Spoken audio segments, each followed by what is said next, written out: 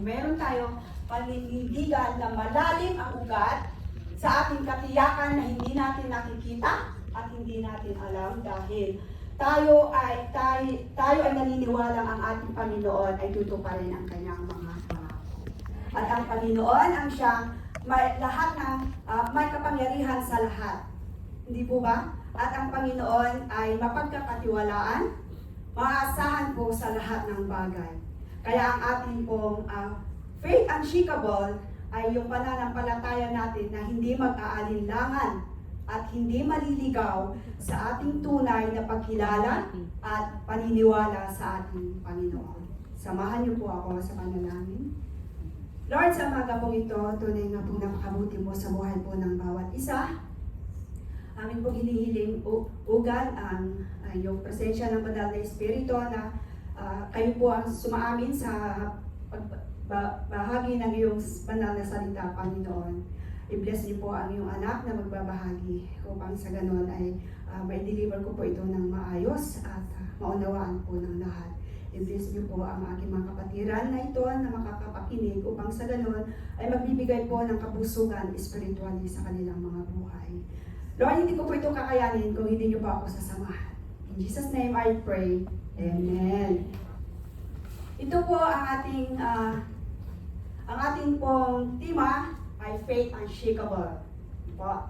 At ang ating theme verse ay matatagpuan sa Korinto, Kapitulo 15, verse 58, at Colossians 2, verses 6 and 7.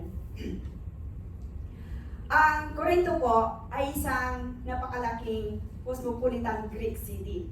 At ito po ay naitala na may maunlad na kultura. Ito rin ay isang may pagmamalaking komersyo. Pero ito ay may malawakang immoralidad. At merong maraming klase ng religion. At ito rin ay may division sa kanilang simbahan. May mga ilan sa kanila na gustong sumunod kay Paul. May gustong sumunod kay Apollos. May gusto rin sumunod kay Cephas. At may gustong sumunod kay Jesus Christ. Kaya ang sulat na ito ni Apostol Pablo sa mga taga-Korinto ay para sila ay i-encourage at harapin ang problema sa kanilang buhay spiritual. Dahil mayroon silang division, ini-remind ni Apostol Pablo na sila ay mag-stand firm at manatili sa kanilang paniniwala sa ating Panginoong Hesus. Kaya sa umagang ito sa ating teksto, ay nire-remind ni Apostol Pablo at ini-encourage. Sa verse 58, ang sabi po niya, "So then, my dear brother and sisters, stand firm and steady." Maging matibay po tayo sa ating pananampalataya. Kung tayo ay mayroong faith unshakable, tayo dapat ay mayroong matatag na foundation sa ating pananampalataya. Kaya natin tiisin ang mga pagsubok na dumarating sa ating buhay dahil tayo ay mayroong faith unshakable sa ating Panginoon. Dahil alam natin ang ating Panginoon na hindi tayo hahayaan sa mga pagsubok na hindi natin kaya. Hindi po ba mga kapatid? May mga struggles tayong nararanasan pero alam natin na ang Diyos ay kasama natin. Alam mo, may isang foreigner na vice consul na nagtrabaho po sa atin doon sa Pilipinas. Pagbalik niya sa kanilang bansa, ay nakita niya ang mga Pilipina sa kanilang simbahan.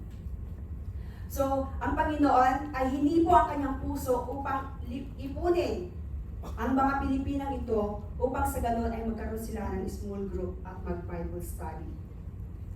Sa lumipas na mga araw, dahil nag-start sila sa 6 lang na tao, pero nagkaroon sila ng struggle sa lugar kung saan sila ay dapat na magkaroon ng Bible study. Pero alam niyo po, hindi po sila nawalan ng pag-asa. Hindi sila na-discourage. Hindi sila nawalan ng pag-asa na ibibigay ng ating Panginoon ang kanilang pangangailangan. Nanatili silang matatag. They stand firm in their faith that God will answer their prayer, that God will provide a place for them to have a Bible study. Sa ating mga buhay, mga kapatid, meron din po tayo mga sariling struggle, hindi po ba? Sa ating mga pamilya, lalo na kapag ang pamilya po natin ay magkaiba ang ating religion, they are going to discourage us. Bakit ka pupunta sa simbahan na yan? Dito ang ating simbahan dahil dito tayo lumaki. Di po. So, dini-discourage po tayo. We are struggling about the relationship. Magkaroon kayo ng hindi pagkakaintindihan. At ganun din sa ating mga kaibigan. Sa una, yung unang diyo po natin, mga unang linggo, ang pinupuntahan natin mga kasama natin mga kaibigan, ay pinupuntahan lang natin ay mga porn, mga disco, diba, mga karaoke, at kung saan-saan pa, hindi tayo nagsisimba. You are already happy with your friends. And suddenly, nung sa bus na ikaw ay mag-isa, may nakilala kang isang nagsisimba dito sa Barco Methodist Church. Iniyaya ka dito magsimba. Hindi po aksidente mga kapatid na kayo ay may nakilala o may nakita na nagsisimba. By the time God is calling you, di po ba? Pero God, but the Satan will use your friends to discourage you not to continue. Di po ba? Sabihin ng mga kaibigan ninyo, iyaano ka na, bakit hindi ka na sumasama sa amin? Hindi mo yan kaya. Kasi ang alam nila, doon ka lang nararapat sa mga worldly life. May karanasan po ako nung hindi pa po ako natatagalan dito sa simbahan po natin. Dahil gusto kong makasama ang aking mga kababaryo. Pagkatapos po ng simba ko dito, niyaya ako sa labas. And then, akala ko dahil birthday, kainan, gano'n. Sabi nila, punta tayo sa Lucky Plaza. Okay, sabi ko, alam ko naman yung Lucky Plaza. Hindi ko alam na pumasok kami sa isang room. Tapos sabi ko, ano kaya ito? Bakit madilim? Tapos may yung ilaw umiikot na gano'n. Tapos naamoy ko yung amoy ng mga iniinom nila. Basta sumakit, wala pa siguro akong 1 minute. Sabi ko, gusto ko nang lumabas, hindi ko kaya. O ikaw naman! Gano'n, ginaganon ako, di ba? Tapos sumunod na linggo, pagkatapos ulit ng simba, sumama ako. Ang pinuntahan namin, pumunta nga kami sa botanic. Pero ang ginawa nila doon, maraming kaharap na, ano nyo ba yung tungga. Tapos naglalaro sila ng mga baraha. At hindi ko po nagustuhan iyon. So, tuwing tinatawag na nila ako, sinasabi ko na, kasi hindi pa ako sa tamborin, wala pa akong ministry. Sabi ko, saka na lang. Hanggang sasabi nila, huwag nyo na siyang tatawagin. Kasi hindi rin naman sasama. Though I want to be with them kasi kasama ko sila sa baryo. So, tayo mga kapatid, kapag ang mga kaibigan natin dati at nakita yung transformations natin, they will mock at you, hindi po ba? Yan, si Pastora, yan, nagsisimba na, hindi po ba nararanasan natin yun? Parang, hindi sila naniniwala na tayo ay mag-transform. So sa ating mga struggles, sabi po ng ating verse, we have to stand and steady to our faith to the Lord. Magtiyaga tayo sa kabila ng paghihirap na ating kinakaharap. Kahit na alam natin na may struggles tayo, ang Panginoon alam kung ano, naintindihan kung ano ang ating pinagdadaanan. Kung tayo ay balisa.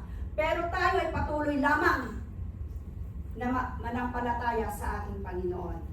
Dahil ang Panginoon ay magbibigay sa atin ng way o yung path upang sa ganon ay malagpasan natin ang ating mga struggles sa buhay.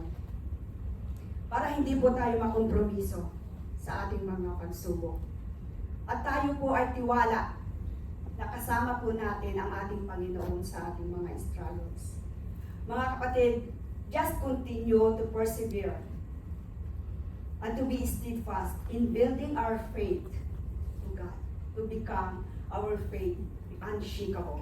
Ang sabi nga po sa James 1:2, blessed is the one who perseveres under trial, because having stood the test, the person will receive the crown of life that the Lord promised of the Lord.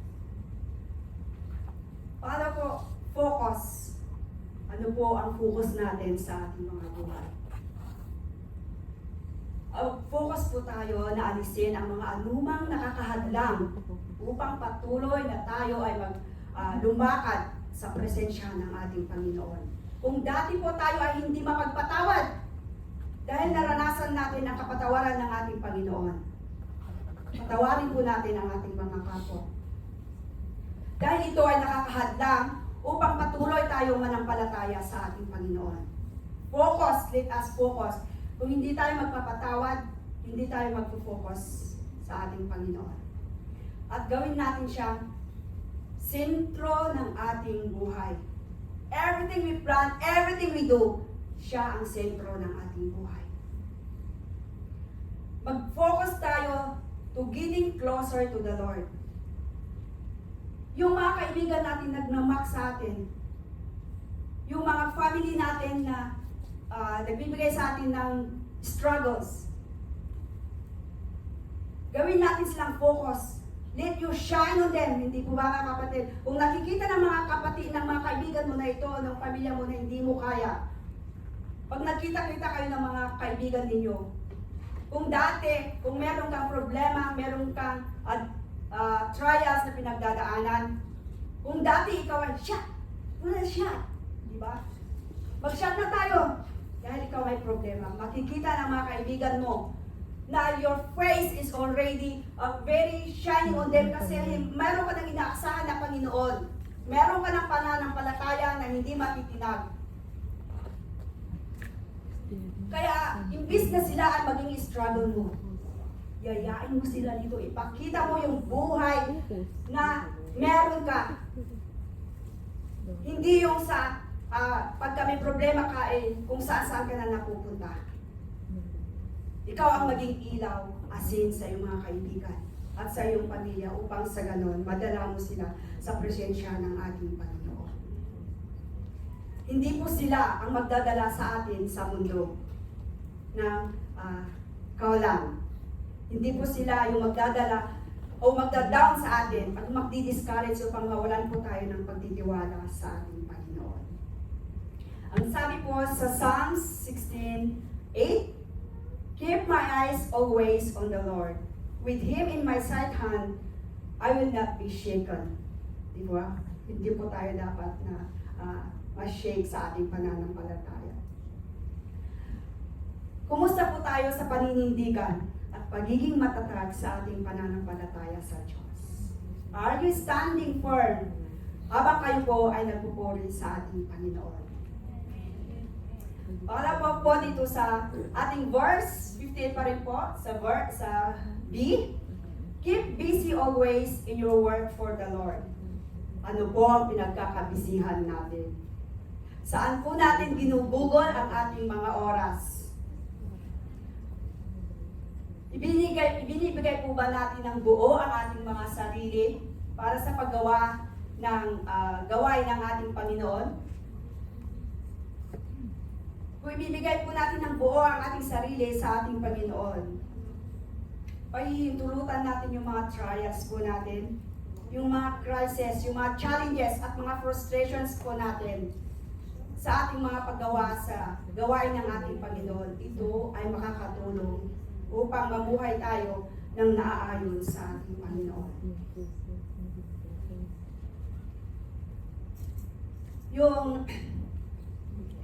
Yung vice consul na yon na gather ng small groups. Dahil sila ay bagong organize o sila ay small group pa lang sila. Dahil sa kanilang pananampalataya sa ating Panginoon, lumago ito dahil God bless sila po ay nanampalataya. They became very numerous, lumaki ang small group na ito at naging congregation. Pero dumating sa panahon na ang congregation na ito ay nakaranas ng crisis during pandemic. Wala pong face-to-face na service, naranasan po natin yon. Hindi po makapunta ang mga members sa simbahan. At dahil ang mga employers noon ay naging stricto, hindi po ba? So, mahirap ang magkaroon ng, mabigyan ng counseling ang mga members. Kahit na noong pwede na magsimba pero limited pa rin ang number ng pagsisimba. Naranasan ko na gusto ko lang makafocus sa pagdinig sa service dahil hindi napigilan ng crisis, ng pandemic ang gawain ng ating Panginoon. Nagkaroon ng media, nagkaroon ng online service, at nagkaroon din ng Zoom sa mga prayer meetings, nagkaroon din ng Zoom para sa mga Bible study. That is how God works. Hindi niya pinabayaang mahinto ang kanyang trabaho o ang paglago ng kanyang ministeryo. Amen. So, ang congregation na ito,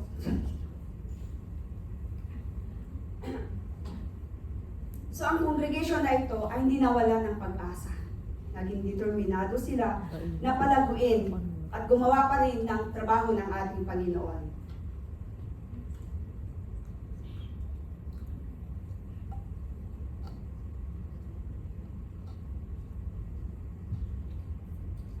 At dahil sa grasya ng ating Panginoon, ay nalagpasan ng kongregasyon na ito ang crisis. Kaya ang kanilang pananampalataya ay naging strong at hindi natitinag. How to keep busy in our work for the Lord in times of crisis. Paano po tayo magtatrabaho sa mga pinapagawa sa atin ng Panginoon? Kahit na tayo ay dumaranas ng krisis sa buhay. Ito ay ang ating pananampalataya ay dapat hindi matitinag. Mag-meditate tayo sa salita ng ating Panginoon. Dahil kung mag-meditate tayo sa salita ng ating Panginoon, tayo ay magkakaroon ng pananampalataya na hindi matitinag. Dahil ang salita ng Panginoon ay mag-fix ito para sa ating pundasyon. Meditate with God's Word can remind us His promises. Hindi po ba? Doon po natin mababasa ang kanyang mga pangako sa atin, kung gaano niya tayo kamahal, kung gaano niya tayo tutulungan sa ating mga pagdadaanan.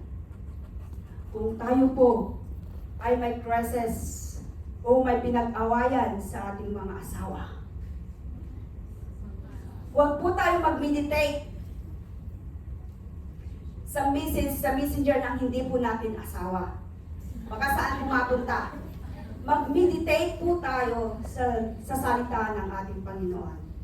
At kung tayo po ay financially crisis, huwag din po tayo mag-meditate sa card po ng tuto. Mag-meditate po tayo sa salita ng ating Panginoon.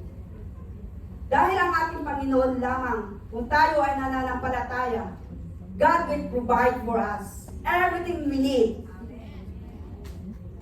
Ang sabi nga sa Salmo 119, verse 148, my eyes stay open through the watches of the right, that I meditate on your promises. Manampalataya po tayo sa mga pangako ng ating Panginoon. Spend our faith on God's book. Meron pa pong karugtong yun. Done to our Facebook by Mita. O, di po ba? Nagkakaroon po tayo ng time to phrase, yung itutok natin yung mukha natin sa Facebook. Pero wala po tayong time itutok sa libro o sa book ng ating Panginoon.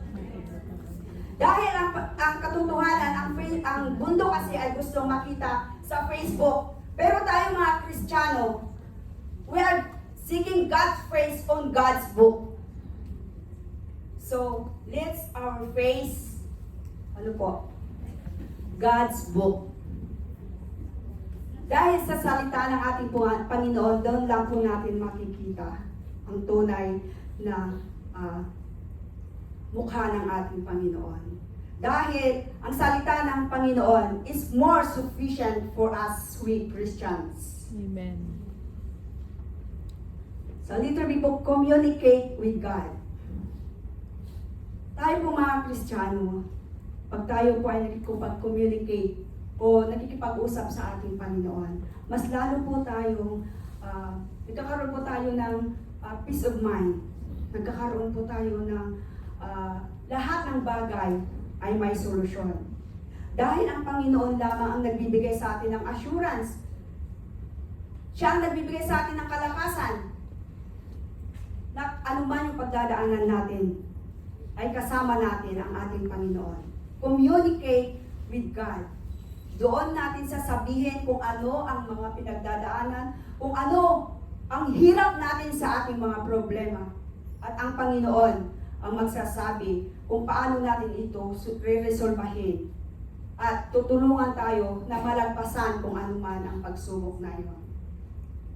Baka kasi pagka makipag-communicate tayo sa maling tao ba? Ano doon? Yung mga, halimbawa sa mga friends natin, hindi po natin alam. Alam niyo po ba yung pasa secret system? Bakit kayo tumatawa? Pag sinabi ninyo sa inyong kaibigan, sasabihin din niya sa iba. Huwag mong sasabihin ito, kasi secret lang natin ito, Tapos sasabihin din niya sa kaibigan niya sa kabila, huwag mo rin sasabihin sa kabila, Ganon po ang pasa secret system. Hindi mo alam, sa inyong grupo, ikaw na pala ang pinag-uusapan. Hindi po ba? Kaya kung ano po yung nilalaman ng ating puso, kung ano man po yung mga gusto nating ilabas, dahil ang Panginoon lamang po ang una nating pagsasabihan dahil mapagkakatiwalaan ang ating Panginoon. Hindi po niya sasabihin sa iba. At kung i-communicate natin sa ating Panginoon kung ano yung mga pinagdadaanan natin, sasabihin natin sa Kanya, God will give you a person. Siya ang magbibigay ng isang tao kung saan ninyo sasabihin. And you can pray together with. Hindi po ba? Alam natin na pagbigay ng ating Panginoon, bibigyan niya po tayo ng someone who na mapagkakatiwalaan natin at makakatulong po sa atin. Hindi po yung imamaritis niya po tayo. O maging biktima po tayo na pasa secret system. Ang sabi po niya sa Philippians chapter 4 verse 6-7, don't worry about anything, but in all your prayers, ask God for what you need, always asking Him with a thankful heart. Sa verse 7, and God's peace, where is far beyond human understanding, will keep your heart and mind safe in union with Christ Jesus. Gaano po tayo kadalas nagme-meditate sa salita ng ating Panginoon? Mas madalas po ba kaysa sa ating Facebook? O gaano rin po tayo kadalas makipag-communicate sa ating Panginoon? Tayo po mga Kristiyano, kung gusto po natin magkaroon ng faith unshakable, lagi po nawa tayong mag-meditate sa salita ng ating Panginoon at lagi po nawa tayong makipag-communicate. Let's find the peace on the Lord. Dito po sa Colossians, panghuling ano po natin? Colossians 2:7, rooted and built in Him and established in the faith, as you have been taught, abounding in it with thanksgiving. Ang rooted po na ito, next slides na po. Ang rooted po na ito, ang ibig sabihin po ay firmly and deeply rooted. Ito rin ang larawan ng isang matibay na puno na ang mga ugat ay bumaba na po sa pinakailalim. Umabot sa, di ba sa pinakailalim po ng masustansya na po siya sa ilalim ng lupa. Mga kapatid, are we rooted with Christ? Ang ating po bang pananampalataya ay may malalim pong ugat at tayo po ay hindi nawawalan ng pagtitiwala sa ating Panginoon. So ang small group congregation na ito, na binuo ng foreign vice consul na ito, ay naging congregation at nagkaroon ng malalim na ugat at matibay na ugat na pananampalataya sa ating Panginoon. Dahil sila ay sinunod kung ano yung mga pinapagawa sa kanila ng ating Panginoon. They remains in them and become fruitful in all they do for the glory of God. Ginawa nila kung ano ang para sa ating Panginoon. Binigyan sila ng kalakasan.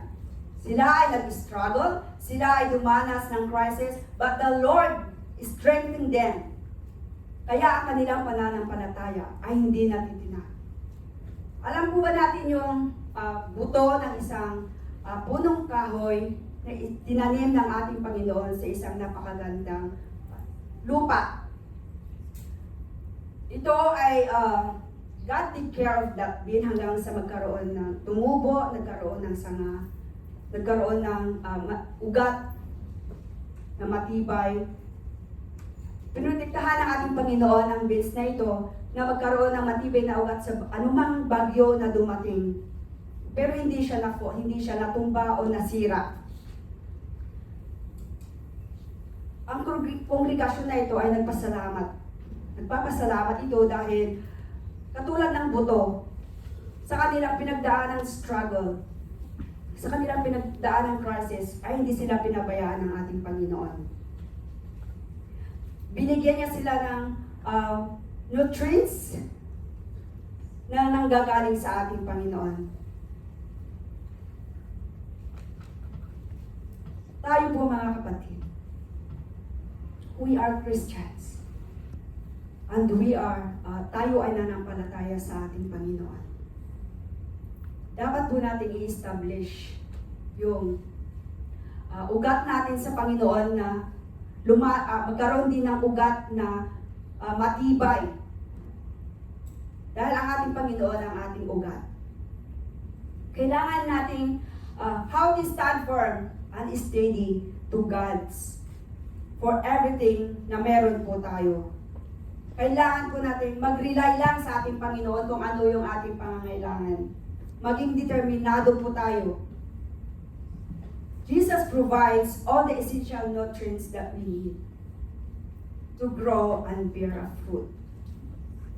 At siya rin ang magpo-provide sa atin ng pundasyon na kailangan natin upang mag-stand firm tayo sa ating mararanasan struggles and crisis sa ating mga buhay. Ang sabi po sa Luke 6:47-49, anyone who comes to me and listens to my words and obeys them, I will show you what he is like. He is like a man who is in building his house dug deep and the foundation on rock. The river flooded over and hit that house but could not shake it because it was built it. But anyone who hears my words and does not obey them is like a man who built his house without laying foundation. When the flood hit that house, it fell at once at what terrible crash we do. Kahit po tayo ay nagbabasa na salita ng ating Panginoon, kung hindi rin po natin ginagawa ang kanyang mga kagustuhan, madali rin po tayong masway o madali rin po tayong ma-fall sa ating pananampalataya. Kaya mga kapatid, sa umagang ito, ang faith unshakable, stand firm and steady. We are to build our faith unshakable for our struggles and crisis. Sa ating Panginoon lang po tayo manampalataya at ibigay ang ating mga struggles and crisis. The Lord will help us at kasama po natin siya sa ating mga trials and difficulties sa ating mga buhay. Keep busy always in your work for the Lord. Ibigay po natin ng buo ang ating mga sarili sa paggawa sa gawain ng ating Panginoon. Huwag po sana tayo magdadahilan. Kung tayo po ay sinabihan ng ating Panginoon na magaling tayong kumanta, may choir naman po tayo. Magaling po kayong sumayaw, may tamborin po tayo. At liturgical. Because we know that our labor in the Lord is not vain, nakikita po ng ating Panginoon ang ating mga ginagawa. Panghuli po, rooted and built in Him. It is necessary that our root system is built on the Lord Jesus, and this is the foundation for our growth spiritual life. Let us build ng matatag po sa ating Panginoon na magkaroon po tayo ng ugat ng pananampalataya sa ating Panginoon upang sa ganun ay hindi po tayo basta-basta masway o mag-waver sa ating pananampalataya. Ito po ang ating faith unshakable at ito po ang salita ng Panginoon sa umaga po ito. God bless po everyone.